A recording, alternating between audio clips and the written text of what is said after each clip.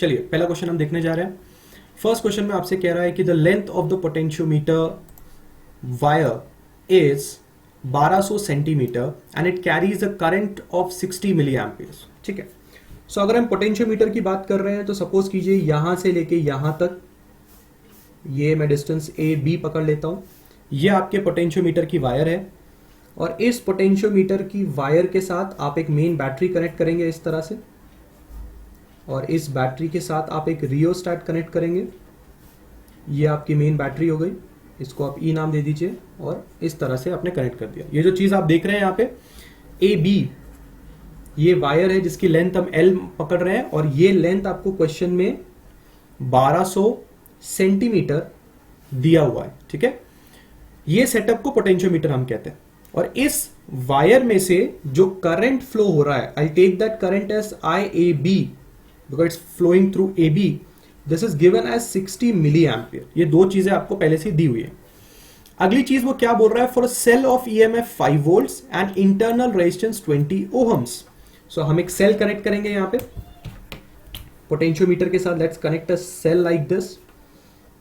ये सेल हमने कनेक्ट किया, इस सेल को आप E1 नाम दे दीजिए और इसके साथ एक इंटरनल रेजिस्टेंस कनेक्ट कीजिए, गैल्वेनोमीटर कनेक्ट कीजिए और इसको यहां पे इस तरह से टच कर दीजिए। तो जैसे आपने ये सेल को यहां पे टच किया तो वो बोल रहा है कि the null point on it is found to be at 1000 centimetre. Let's take this point as C। ठीक है, सो जो AC लेंथ है, ठीक है, दैट इज 1000 सेंटीमीटर। यहां पे आपको नल पॉइंट मिला, मतलब गैल्वेनोमीटर ने आपको नल डिफ्लेक्शन C पॉइंट पे शो किया। वो ये चाहता है कि आप बात करें the resistance of the whole wire कितना होगा इस बारे में। Resistance of the whole wire मतलब आपको फाइंड करना चाहिए RAB की वैल्यू। ठीक है, नाउ अगर आप पोटेंशियोमीटर का प्रिंसिपल जानते हैं तो इस बैटरी ने इस पर्टिकुलर लेंथ को बैलेंस किया है, तो जो बैटरी की वैल्यू होगी, सेल की जो वैल्यू होगी E1, वो डायरेक्टली प्रोपोर्शनल होगा AC लेंथ को, लेंथ AC को। ठीक है, ये आपका पोटेंशियोमीटर का प्रिंसिपल हो गया। सो वो जो बैटरी है E1 इक्वल टू साइन डालेंगे तो यहां पे पोटेंशियल ग्रेडियंट आ जाएगा। ये वाला फॉर्मूला हम यहां पे इस्तेमाल करेंगे वायर का रेजिस्टेंस फाइंड आउट करने के लिए। K जो होता है आप जानते हैं, उसको पोटेंशियल ग्रेडियंट के नाम से जाना जाता है एंड पोटेंशियल ग्रेडियंट होता है voltage upon the length of the wire, that is voltage per unit length. So ये वैल्यू हम यहां पे सब्स्टिट्यूट कर सकते हैं K की जगह पे। वोल्टेज ऑफ वायर AB, क्योंकि पोटेंशियल ग्रेडियंट वायर का होता है इसलिए वोल्टेज हमने वायर का लिया और करंट लेंथ जो है वो भी हमने वायर का ही लिया। Now this can also be written as VAB can be written as IAB and RAB divided by LAB। ठीक है, because we are interested in resistance of the wire, इसलिए हमने उसको यहां पे इनकॉर्पोरेट कर लिया। E1 का वैल्यू आप कैसे लिखेंगे, K की जगह पे आप लिख सकते हैं IAB RAB divided by LAB, multiply कर रहे हैं आप LAC के साथ। ठीक है, RAB में आप इंटरेस्टेड हैं उसको एक तरफ ले लीजिए, तो आप आएंगे E1 multiplied by LAB divided by IAB multiplied by LAC के साथ। Let's see how much E1 is there. E1 की वैल्यू आपको क्वेश्चन में दी होनी चाहिए थी, 5 वोल्ट्स दी हुई है। ये जो बैटरी है E1 ये 5 वोल्ट की है, 5 मल्टीप्लाई कीजिए LAB मतलब पूरे वायर की लेंथ 1200 है।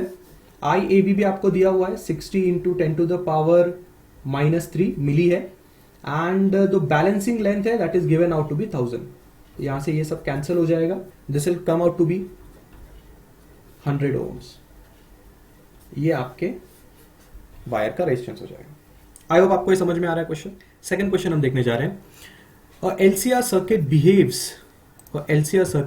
behaves like a damped harmonic oscillator. Comparing it with the physical spring mass damped oscillator having damping constant B, the correct equivalence would be। अगर आप बात कर रहे हैं एक स्प्रिंग के डैम्प्ड ऑसिलेशन की तरह काम करने के बारे में, सो बेसिकली अगर आप इस स्प्रिंग को इस तरह से पुल करेंगे इस तरफ और आप उसको रिलीज कर देंगे तो ये स्प्रिंग आपको वाइब्रेट करता हुआ दिखाई देगा इस तरह से। ठीक है, ये आपको इन दोनों सिचुएशंस में तीन सिचुएशंस हो सकती हैं, आप उसको खींच के इधर भी लेके जा सकते हैं ऐसा। सो ये आपका मीन पोजीशन हो जाएगा, ये आपके दोनों एक्सट्रीम पोजीशंस हो जाएंगे। बट अगर आप ये स्प्रिंग को नोटिस करेंगे तो स्टार्टिंग में इसका एम्पलीट्यूड बहुत ज़्यादा होगा। स्टार्टिंग में इसका अगर हम एम्पलीट्यूड के हिसाब से ग्राफ बनाएंगे तो स्टार्टिंग में तो एम्पलीट्यूड बहुत ज़्यादा होगा, बट धीरे धीरे फिर इसका एम्पलीट्यूड कम हो जाएगा। ठीक है, so this is being called as the damping. अब वो क्या कहना चाहता है कि आप एक एलसीआर सर्किट बनाएं। तो चलिए एक एलसीआर सर्किट बना लेते हैं। ये आपका एल हो गया, ये आपका सी हो गया और ये आपका आर हो गया, और इसको हम चलिए एक एसी के साथ कनेक्ट कर देते हैं। तो ये चाहता है कि एलसीआर सर्किट को आप कंपेयर करें इस पर्टिकुलर डैम्प्ड ऑसिलेटर के साथ और बताएं कि इक्विवेलेंस क्या होगा उनकी वैल्यूज के बीच में और डैम्प्ड ऑसिलेशन की वैल्यूज के बीच में इक्विवेलेंस क्या होगा, हमें उस बारे में डिस्कस करना है। ठीक है, तो सबसे पहले डैम्प्ड ऑसिलेशन के बारे में बात कर लेते हैं।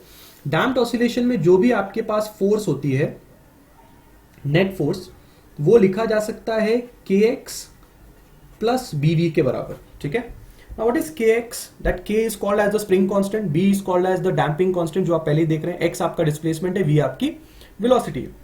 तो इस चीज को आप अच्छे से कैसे लिख सकते हैं, f is equal to minus k x लिख सकते हैं आप, एंड माइनस बी वी भी लिख सकते हैं, f प्लस के एक्स लिख सकते हैं, plus b v is equal to 0 लिख सकते हैं आप। f क्या होगा, मास इंटू एक्सेलरेशन, प्लस इस तरह से लिख लीजिए। एक्सेलरेशन को आप लिख सकते हैं double derivative of displacement, plus velocity को आप लिख सकते हैं single derivative of displacement, plus के एक्स इज इक्वल टू 0। ये आपने एक स्टैंडर्ड इक्वेशन बना ली, जो आप डायरेक्टली भी याद रख सकते हैं, बट एक नहीं याद आया तो ये डेरिवेशन आप फॉलो करके डैम्प्ड ऑसिलेशन की या ऑसिलेशन की स्टैंडर्ड इक्वेशन आप यहाँ पे देख सकते हैं।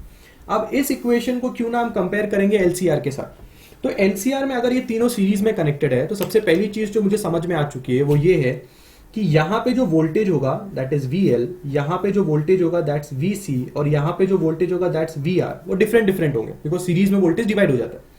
सो what can we do is that, हम लोग VL plus VC plus VR is equal to 0 कर सकते हैं। मतलब हमने यहाँ पे किरचॉफ्स का वोल्टेज लॉ लगा दिया, sum of all the voltages in a loop is 0।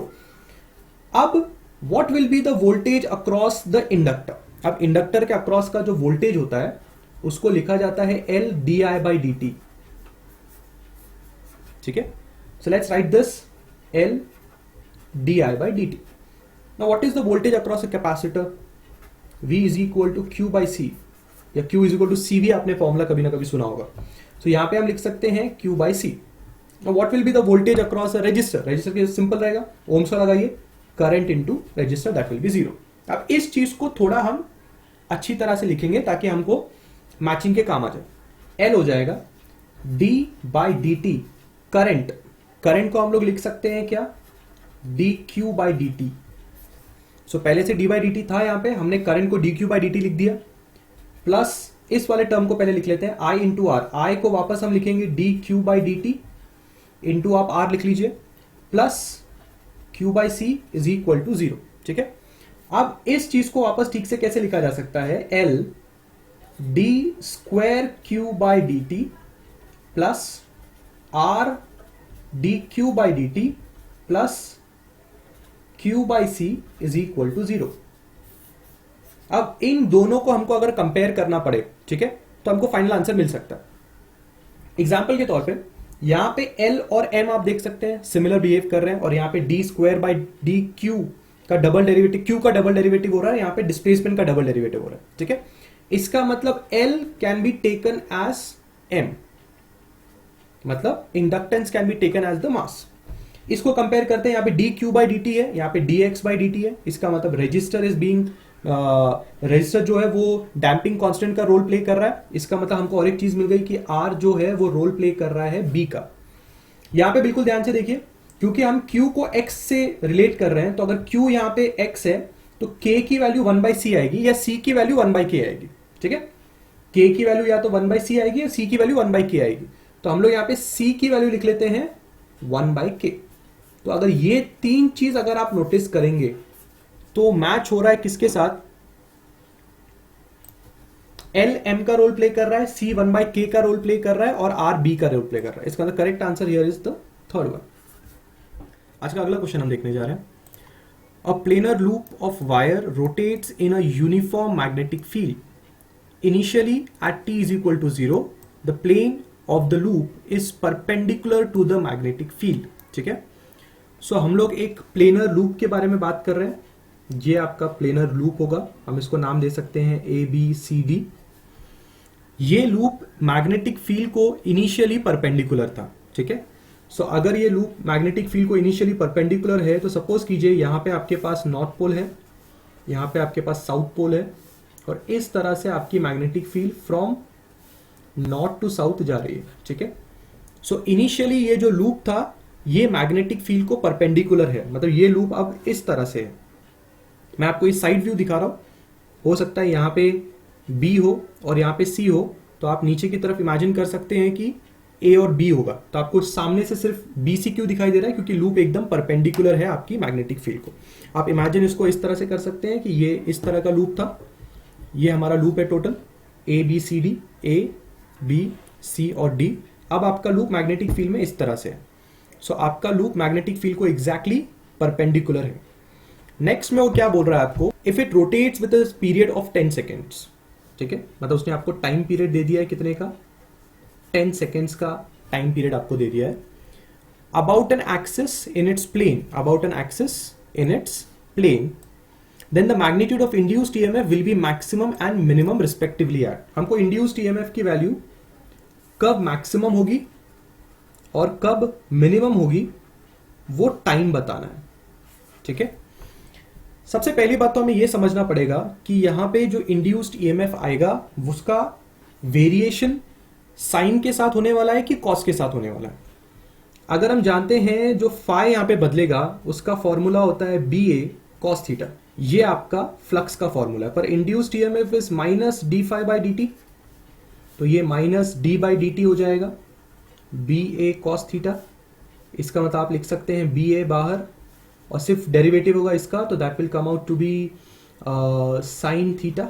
E is equal to B A sine theta, ये आपका ईएमएफ का इक्वेशन आ रहा है। ठीक है, अब आप देख रहे हैं कि अगर आप ईएमएफ को मैक्सिमम करना चाहते हैं या मिनिमम करना चाहते हैं तो आपका साइन थीटा मैक्सिमम होना चाहिए या मिनिमम होना चाहिए। ठीक है, सो नाउ अगर आपका साइन थीटा की वैल्यू मैक्सिमम हो जाती है तो आपका ईएमएफ भी मैक्सिमम हो जाएगा, और अगर आपकी साइन थीटा की वैल्यू मिनिमम हो जाती है तो आपका ईएमएफ भी मिनिमम हो जाएगा। Now the theta angle here आप देख रहे हैं वो एक्चुअली आपके मैग्नेटिक फील्ड और एरिया वेक्टर के बीच का आपका एंगल है। ठीक है, सो एरिया वेक्टर के बारे में एक चीज आपको पता होनी चाहिए कि एरिया वेक्टर जो होता है वो always perpendicular to the surface होता है। तो कभी भी आप एक चीज समझ लीजिए कि आपका एरिया वेक्टर हरदम आपके सरफेस को परपेंडिकुलर ही रहेगा। ठीक है, सो अब हम बात करना चाह रहे हैं कि हर 10 सेकंड में वो चीज घूम रही है, उसका टाइम पीरियड 10 सेकंड का है। ठीक है, तो यहां पे लिखा हुआ है if it rotates at the period of 10 seconds. So हम एनालिसिस करेंगे कि स्टार्टिंग में जब उसका टाइम आएगा तो that will be around t/4 पहले टर्न के बाद, फिर हम बात करेंगे t/2 पे, फिर हम बात करेंगे 3t/4 पे, और फिर लास्ट में हम बात करेंगे t पे। अगर आप एक ग्राफिकल एनालिसिस भी देखेंगे तो आपको बेटर समझ में आएगा कि मैंने ये सब क्यों लिया है। अगर ये एसी का ग्राफ ऑफ कंसीडर करेंगे तो ये 0 हो जाएगा, यहां पे t/4 होगा, यहां पे t/2 होगा, यहां पे 3t/4 होगा और यहां पे t होगा। तो ये आपका एक टोटल टाइम का स्लॉट हम लोग ने कंसीडर कर लिया। ठीक है, नाउ पे अटेंशन, इनिशियली जब t इज इक्वल टू 0 था तब तो वैल्यूज ने दी है, हम लोग कंसीडर करेंगे अब डायरेक्टली t/4 के ऊपर। तो जब आप t/4 पे कंसीडर करेंगे तो आपको अंडरस्टैंड क्या करना पड़ेगा कि ये अब घूम चुका होगा। अगर ये t/4 पे घूम चुका होगा तो इनिशियली परपेंडिकुलर है, घूमने के बाद अब ये पैरेलल आ जाएगा। ठीक है, एक टर्न इसने कर लिया होगा, तो अगर ये पैरेलल आ जाएगा तो इसके बीच का जो एंगल होगा, ठीक है, मींस अब थोड़ी देर के बाद आपको ये चीज इस तरह से दिखाई देगी। करंटली ये चीज इस तरह से थी परपेंडिकुलर, अब ये चीज आपको इस तरह से दिखाई देगी क्योंकि ये ऐसे से अब घूम के ऐसे हो गया। सो अगर ये ऐसे घूम गया है तो अभी अभी हमने बात क्या की थी कि जो एरिया वेक्टर होता है वो परपेंडिकुलर टू द सरफेस होता है, मतलब एरिया वेक्टर अब इस तरह से जा रहा है और जो मैग्नेटिक फील्ड है वो इस तरह से जा रही है। ये आपको एंगल दिखाई दे रहा है। इसका मतलब इस केस में आप देख सकते हैं कि एरिया वेक्टर और आपके मैग्नेटिक फील्ड के बीच में 90 डिग्री का एंगल बन रहा है, ठीक है। सो इन दिस केस पहला टर्न जब हो गया तो हम लोग बात कर रहे हैं t/4 के बारे में। यहां पे जो थीटा आएगा वो 90 डिग्री आएगा। तो जब थीटा 90 डिग्री आता है तो क्या होगा, इसका मतलब ये होगा कि जब थीटा 90 होता है तो साइन थीटा की वैल्यू तो मैक्सिमम चली जाती है। इसका मतलब we can consider this thing कि t/4 पे आपको मैक्सिमम मिल सकता है। तो t/4 t की वैल्यू हमको दी हुई है 10/4 मतलब 2.5 सेकेंड्स पे आपको आपका पहला मैक्सिमम वैल्यू ईएमएफ का मिल जाएगा। तो आप देख सकते हैं ऑप्शंस में 2/5 सेकेंड्स का वैल्यू आपको दिखाई दे रहा होगा। पहले आपको मैक्सिमम बताना है, उसके बाद आपको मिनिमम बताना है। तो यहां पे 5 लिखा हुआ है पहले, इसका मतलब ये गलत हो जाएगा। यहां पे भी 5 लिखा है, मतलब ये भी गलत हो जाएगा। 2.5 लिखा है, 7.5 लिखा है, 2.5 लिखा है, 5 लिखा है, मतलब अभी भी हम दो ऑप्शन के साथ बच रहे हैं क्योंकि मैक्सिमम 2.5 पे मिलेगा, इतना तो हमको समझ पे आ रहा है, ठीक है। अब क्या होगा, हम ग्राफ से देख के हम बता सकते हैं डायरेक्टली, क्योंकि अगर आप नोटिस करेंगे तो t/4 पे मैक्सिमम मिलेगा, ठीक है। तो अब हम डिसाइड कर सकते हैं कि मिनिमम हमको कितने में मिलेगा। सो मिनिमम हम लोग को या तो t/2 पे मिलेगा या तो t पे मिलेगा, बिकॉज t/4 पे और 3t/4 पे दोनों पे आपको पॉजिटिव मैक्सिमा और मिनिमम मैक्सिमा आपको यहां पे मिलेगा। पॉजिटिव मैक्सिमा और नेगेटिव मैक्सिमा आपको मिलेगा। तो या तो t/2 पे आपको मिनिमम मिलेगा, दैट इज 0, या फिर t पे मिलेगा। सो t/2 पे अगर हम बात करें तो ये आएगा 10/2, दैट इज 5 सेकेंड, ठीक है।